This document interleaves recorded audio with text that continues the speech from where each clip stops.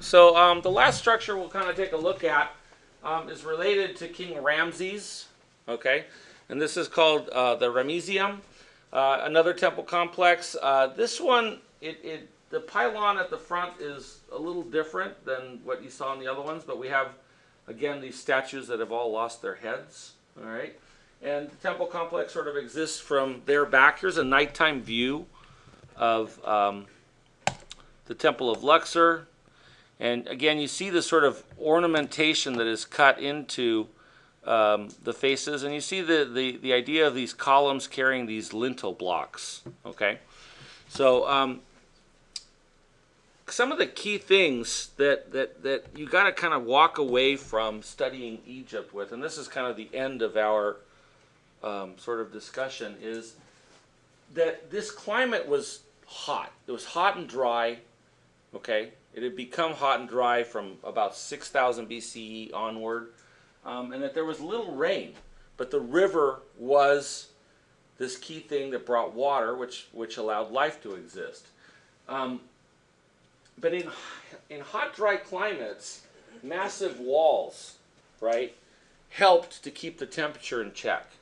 So that's a key thing that we see in this architecture, is these massive walls with almost no window openings. Okay, we saw in the Mesopotamian culture the same thing. Very massive walls because of the limitations of their building materials, and very, very little tiny openings. One of the things that was very different for the Egyptians compared to the Mesopotamians was that they had an abundant amount of stone, right, from the cliffs surrounding the Nile River Valley. These temple complexes, we got to put them into the context of this notion of a ruling elite, okay? It's not like today we all can go to a temple, or we can go to a church, right? We can go to a mosque, depending on what religion we belong to, and anybody can go.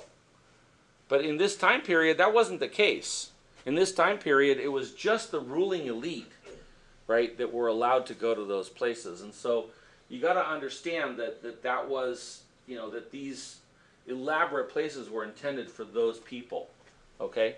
Another thing that was a key architectural element that you need to take away from this and understand is that the Egyptian architecture was almost all predicated on the afterlife of the ruling elite, right? So it was this cult of the dead that they were sort of looking at. And all of the monumental expression of architecture focuses on that afterlife, okay?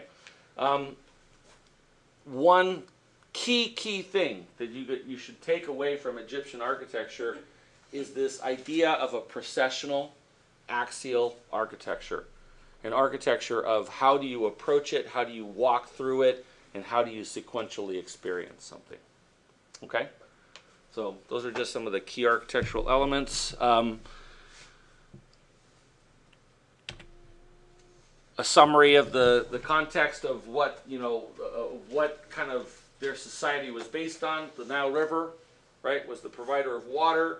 It was hierarchical, so there was the pharaoh and the priests below him. Then there was probably administrators, and then there were a lot of people that were just laborers, and there was a lot of slaves. You guys remember Moses? Right? Moses was a slave in Egypt. So were the Jews. So, or not the Jews, the Hebrews. Okay?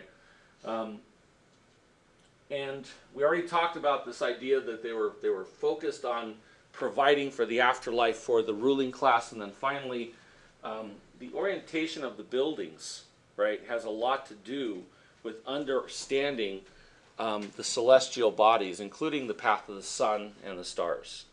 Okay? So, I think we will stop it at that.